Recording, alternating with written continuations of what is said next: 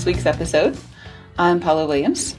I'm John Williams. And we are ABCI, and ABCI's mission is to help all you ladies and gentlemen out there in the aviation world sell more of your products and services. Absolutely. And to that end, we started talking about this actually a few years ago. Somebody had mentioned that, you guys are like the NetJets of aviation marketing. And it struck me as kind of a cool thing to say. I mean, there are obviously some differences and some, things we don't have any airplanes. Exactly. At the moment. And, it's kind of a fractional ownership sort of a situation where people buy into a membership and, that's what they get. But having thought about it for a while and, coming back to that, I'm seeing it everywhere now. That everything is a fractional this and a fractional that and the Uber of this and the NetJets of that. And I wanted to talk about some of the ways that we are similar and different from the NetJets business model, right? Okay. So the reason that this is coming up now, and I think the reason that people are talking about this now, is because everybody needs this. Customers have changed. They are not the same as they were 2 years ago. And that's not all that's changed. Right. Well, and we're going to talk about how customers have changed. We're going to talk about how the marketplace has changed. We're going to talk about how technology has changed. But first, let's talk about how customers have changed. Okay. You, as a customer, are different than you were 10 years ago. When you call a company to buy something, you've already done quite a bit of research. You have a pretty good idea of what you want. You've looked up some of the alternatives. You've probably seen a product demo. You're pretty, in many cases, you know more than the guy that you're talking to by the time you pick up the phone. Maybe. I mean, all those things are true up to the point about me knowing more than the guy picking up the phone. Well, yeah, it depends on who picks up the phone, I suppose. But there have been many times when you've been pretty frustrated because you get hold of somebody that doesn't know what you know.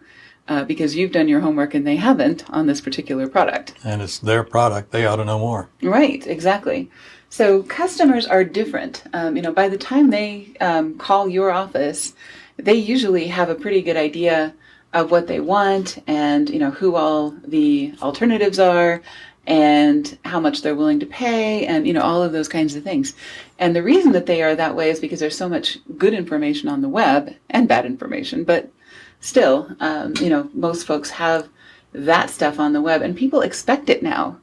And if there are two companies offering the same product or service and one of them provides that kind of information and gives you the opportunity to educate yourself, and the other one does not, you're going to feel a little bit better about the one that is more educational, right? True. Yeah. So... Well, they're more, what is the term, transparent. Transparent, exactly.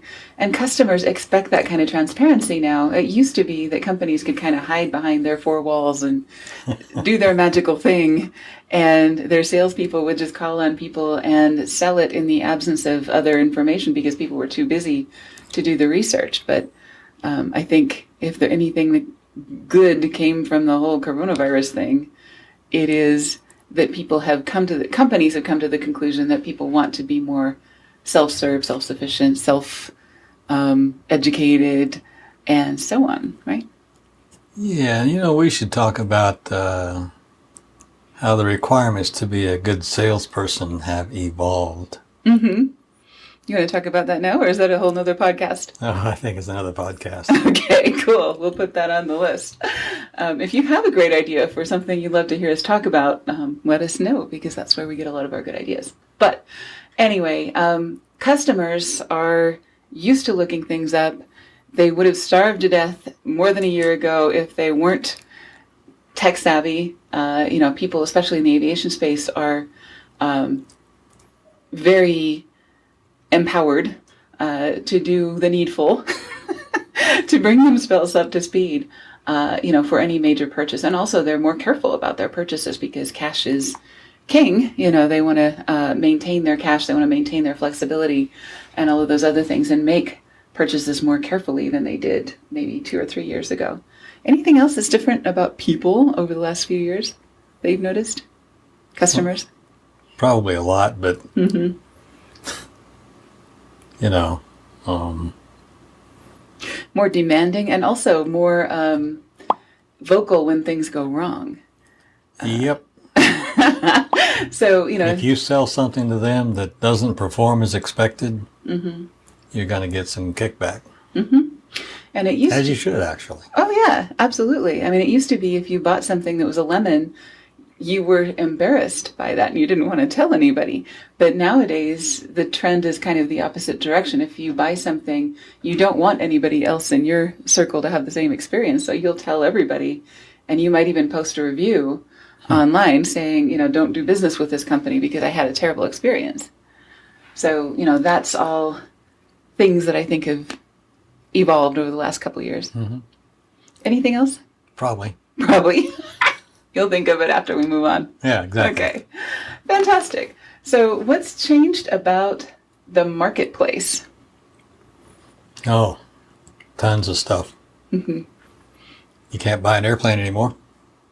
No? Yeah, exactly. The That's inventory just is super because low. there's nothing available except project airplanes. Exactly. And you can buy a line number for a new one, but Mm-hmm. you're going to wait 2 years for that.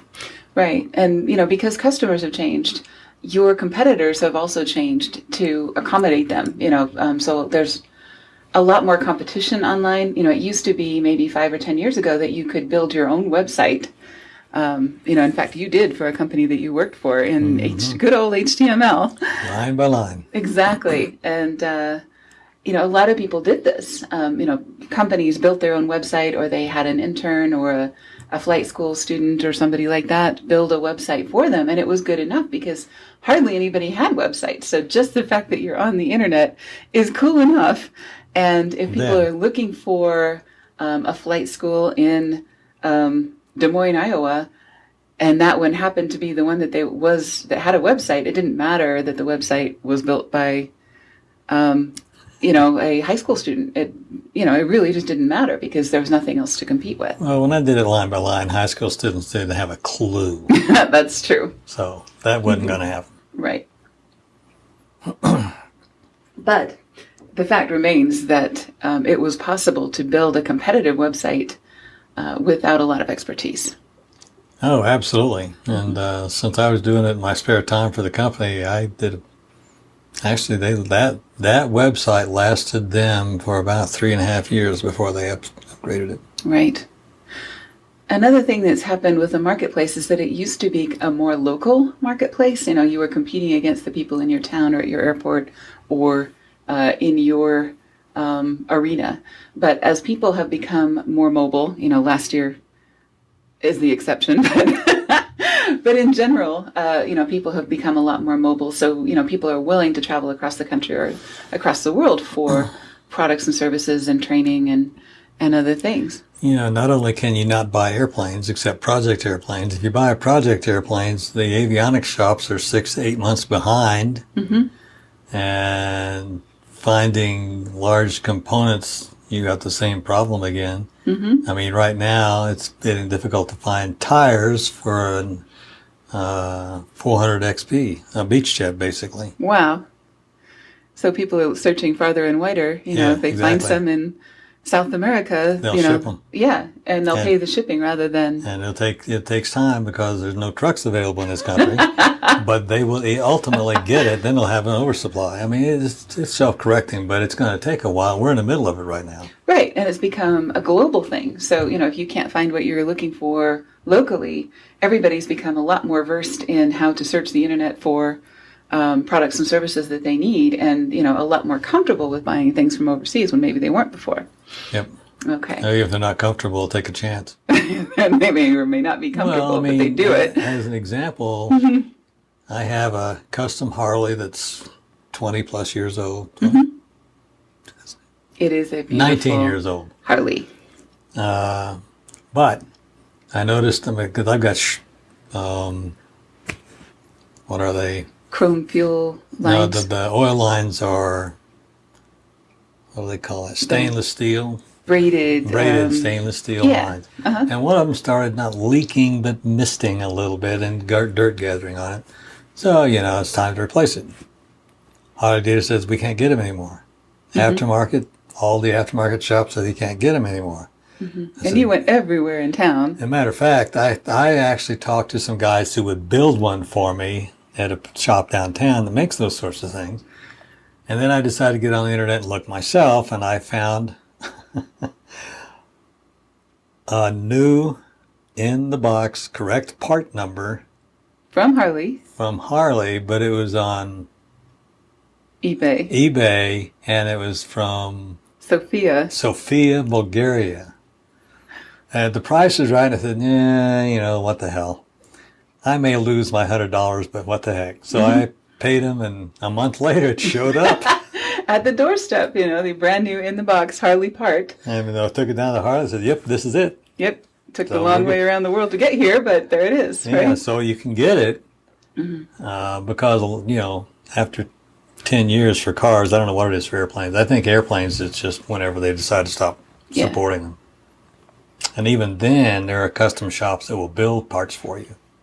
Exactly. But they're all behind because the way things are right now. So that means that you've got to do some pretty interesting marketing in order to make a sale. Right. And so you want to be found by people in Sofia, Bulgaria that need a specific part or a specific product or service or whatever. And you can be, if you are working the technology correctly. And, in a lot of cases, you may not have the expertise in-house to do that. So, hence a fractional marketing department becomes more necessary than it used to be. I mean, we've been in business 15 years, and if there's a mistake to be made, we probably made it. Right. And educated ourselves because of it, so we don't do that anymore. Exactly. And almost all of the tactics and tools that we use ourselves before we will use them for a client. Absolutely. And we regularly and frequently talk to Google about how they do stuff. And when we know what's changing, then we can pass that along to our customers. Right. And the other thing is the group, because a lot of people in the group have done business in different parts of the world, and they will say, here are the gotchas if you're doing business in the Middle East, or if you're doing business in Asia, or if you're doing business in South America. Here are some of the things that you need to be aware of. And it is so cool to have somebody who's been there first make all the mistakes for you. So, that's one of the reasons that our group is so helpful, because everybody's venturing into some unknown territory given all these changes. And we have or have had customers in all over. Yeah. Russia, Middle East, Asia, Africa, Australia, every continent. Europe. Yep. Yeah, absolutely. Okay, so the last thing that's changed, and we've kind of touched on this with the other customers being different and the marketplace being different, but the technology is probably the thing that is the most different, that has changed the most over the last 5 years. And we talked about how you used to be able to do some of these things without a lot of specialized skill. We used to do all of our own search engine optimization. We used to build all of our websites for our clients. We used to do all of the graphic design for all of our clients. We used to do everything for everybody. What has happened over the past 5 years is that all of those skills have become so much more specialized and competitive and technical that we need to bring in specialists for each of our clients, depending on the project and depending on their objectives, to make sure that things are going to work. So, we might need to bring in an artist or an SEO expert or an expert in a particular market to help us do whatever it is that you need done. All the major tech companies are changing the way you are able to market with them and the degree of the granularity. And if you downloaded iOS 15, if you got an iPhone, or 15? Yeah, 15. Because I know I started to open up the email app, because I use the Apple email on the iPhone, and it said, do you want to hide your IP address? I said, sure, why not? I didn't know I could do that. Well, but I did know I could do that. I read about it in iOS 15, and the way they do it is very cool. Somebody will end up with an IP address, but they will not be able to trace it back to you. And if you use Safari, which I don't typically, but if I do, they work the same way. Right. So if given those things, then how do you market to those people like me who turn that stuff off? Exactly. And we figured that out. So right. In fact, we've got 2 more podcasts in the works about what to do about the fact that nobody is picking up their phone anymore, and what to do about the fact that everybody's hiding their email nowadays. And yeah. so, those are 2 things that we're going to be talking about in the next couple of weeks. But people have changed and technology has changed to the point where you have to be pretty specialized in order to get past some of these hurdles. And you can't afford a full-time webmaster and a full-time SEO expert and a full-time Google AdWords expert and a full-time video producer and a full-time everything else. And if you do, maybe we should work for you. Right. If you're a big company, if you're a NetJets, maybe you can afford that. Right. But if you are most aviation companies, you can't afford the 25 people it would take to have all of the skills necessary, plus all of the training and all of the software that they would need in order to stay up to speed with all of the changes in technology. And just the training and the software side can be horrendous expense. Oh, yeah. In fact, we just started putting together a spreadsheet of the technology that we use. We do this every year. We go through kind of an inventory of here is all the software that we use and how much we're paying for it. And how can we get rid of some of them? Right. And, what is outdated? What do we need to replace? What could be doing better? And all of those things. But it is a flat, scary number of dollars that we are spending every month on software subscriptions to keep our customers up to speed and happy and healthy. And by spreading that cost among all of our clients, it makes it a whole lot more cost effective for our clients. That's the value that we bring to the table as a fractional marketing department. We don't have an airplane, but we have a whole ton of software. I don't know if we could start this business these days. No. I don't know. We'd have to have some serious investing. Yeah, exactly. Because we built it up over time, between the training, the expertise, the connections. Well, and the thing was that back when we started it, you didn't need all the software that you need now. Right. And we wouldn't need a network of this many people that know this many areas of expertise. So crazy. It is crazy. So why do you need a fractional marketing department given those 3 big changes in the world? Number 1, you need specialists with specific expertise. We've expanded our network a lot in the last 3 years. Our goal for 2020 was to build a team, and we did that. It's kind of been a goal for 2021 as well. We've been adding people selectively to our team that have specific expertise and are able to work on specific projects with people cost effectively because we can pay them and have them work on multiple projects. You don't need the overhead of a full-time webmaster, Google Ads expert, social media expert, video producer, all of those other things that we do, or that we can have done for you as part of our service, right? Yep. You don't really want to buy all that software and learn how to use it. And if you do, then power to you. Power to you. Yeah, we should come work for you. Actually, you can have a full-time marketing department, and if you're a Wells Fargo or a Coca-Cola or a NetJets, then by all means do that. And the other thing is you want to learn what's really worked for other aviation companies. So in our group, in our marketing lab, people talk to each other, and we even have group office hours where people will come and share questions and problems and things like that, and people will jump in and say, I tried that, here's a better way to do that. When she says people, she means our clients. Our clients are aviation business owners, entrepreneurs, marketing and sales professionals, other folks in that group that are super cool to help each other and to help us and to really improve the industry by sharing what they've learned.